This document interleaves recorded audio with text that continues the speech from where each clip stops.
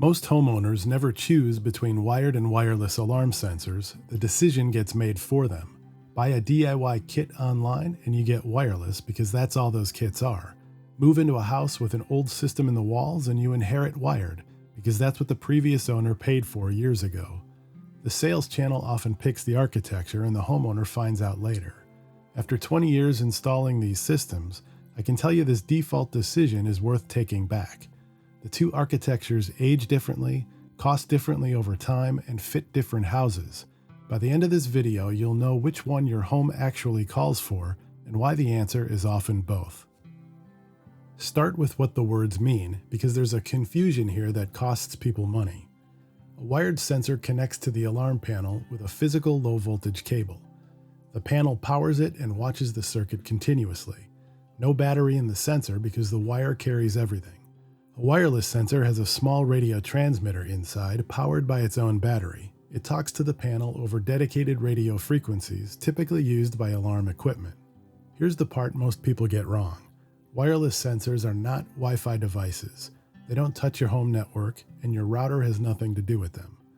The radio link between a sensor and the panel is one thing. How the panel reaches the monitoring center, over cellular or over your internet, is a completely separate decision. We're covering that second decision in an upcoming video, because mixing up these two technologies leads people to buy the wrong system for the wrong reason. This video is about sensors. Wireless earned its market share honestly, so let's give it honest treatment. In a finished home, wireless installs in a fraction of the time. No fishing cable through closed walls, no drilling through framing, no patching drywall afterward. A sensor goes on the door frame, gets enrolled at the panel, and the install is done in minutes. Flexibility is real too, and it shows up in ways most people don't think about until they need it. Within reason, wireless is more forgiving about where a device ends up. Don't like where the builder's plan put a smoke detector on the ceiling? You can usually shift it to a better spot and still meet code. Replaced a door? Or had the door design change late enough that the pre-wired sensor location no longer fits? A wireless door sensor can bail you out and still give you the detection you wanted. Rearrange the furniture so a cabinet now blocks your motion detector? With wireless, you just move the detector. That same flexibility follows you over the long run. Add a sensor to a new spot next year. Move one when you replace a window. Take the whole system with you when you sell. A wired system can't follow you out the door. And modern wireless reliability deserves credit. Today's sensors use supervised, encrypted radio links, and the technology has improved over time. For a clean retrofit in a finished house, wireless is usually the rational default. And plenty of my own installs over the years have been exactly that. Now the other column, and this is where the long game shows up. A wired sensor has no battery. Not a long-lasting battery, no battery at all. The panel powers it through the wire, which means there's nothing inside the sensor that needs replacing on a schedule. Multiply that across every door, window, motion detector, glass break sensor, smoke and carbon monoxide detector, and water leak sensor in the house, and the maintenance picture changes completely. We'll do that math in a minute. Supervision works differently too. The panel monitors a wired circuit continuously, so a cut wire or a failed contact shows up as a trouble condition at the panel almost instantly. Wired also sidesteps a problem wireless has to live with.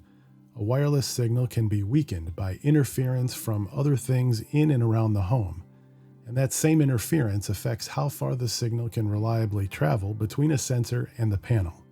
A wired sensor doesn't deal with any of that. There's still a practical limit to how long a wire run can be, but for a normal house it's so generous that range is effectively a non-issue. There's a more deliberate version of that same weakness. A wireless signal can be jammed on purpose from outside the home, which is a way of tampering with the system without ever setting foot inside it. Some wireless systems may be able to detect this jamming even if they can't prevent it. Wired sensors generally can't be attacked that way. In a properly designed wired setup, someone would have to breach the perimeter and physically reach the equipment before they could interfere with the system at all, which means the alarm has every opportunity to do its job first. Device longevity favors wired as well. A hardwired door contact is about as simple as electronics get, and they routinely outlast the panels they were installed with. Then there's the window of opportunity that never reopens. During new construction, walls are open and running sensor wire costs a fraction of what the same wiring costs after drywall goes up, if retrofitting is even feasible at that point. Skip it while the walls are open, and that price point never comes back. Here's the insight that 2 decades of takeovers and retrofits keeps proving. In a wired system, the wiring is the asset. The devices are just the layer attached to it. Walk into a house with an old alarm system and the panel looks ancient, the keypad looks worse, and the homeowner assumes the whole thing is trash. It usually isn't. The wiring behind those devices has typically outlived every piece of hardware attached to it, and assuming it was installed properly, it may outlive the next generation of hardware too. Panels, keypads, and sensors can be replaced. Old hardware comes off the wire and modern equivalents go on, and the system comes back to life as a current system at a fraction of full replacement cost. The reverse path is an expensive one. Retrofitting new wiring into a finished home is often possible, but it demands a skill level above the average alarm technician. It takes real time, and it carries real cost. If you go that route, vetting the team matters as much as choosing the technology. So in the real world, most installs land in the middle. An existing wired backbone keeps doing its job, and wireless fills in the gaps where running wire doesn't make sense. Hybrid is what correct usually looks like in an existing home. Let's talk about the cost nobody quotes you on installation day. Every wireless sensor carries a battery, and every battery has a clock. Depending on the sensor and how often it trips, you're typically looking at a battery change every several years for each wireless device. To be fair, battery life has also been improving over time, but this issue is still relevant. One sensor? No big deal. But a properly covered home isn't one sensor. Count the doors, the windows, the motion detectors, the glass break sensors, and maybe you want to add smoke and carbon monoxide detectors, or perhaps some water leak sensors. You could easily end up with a dozen or more devices. Now run that across 10 years. You're into dozens of battery changes, each one announced by a low battery signal, each signal either a trip up the ladder for you or a service call for someone else. Oh, and by the way, each sensor often uses a different battery size and type, so add battery inventory management to this headache as well. None of this makes wireless wrong. It makes wireless a system with a recurring maintenance load that the sales brochure never mentions. And it's exactly the load that wired sensors were built to never have. So here's how I'd actually decide, by home situation rather than by technology debate. Building new or renovating down to the studs? Run the wire. The walls are open, the cost will never be lower, and you're installing the one part of the system that outlasts everything else. You can still add wireless later whenever you want it. Existing home with legacy wiring in the walls?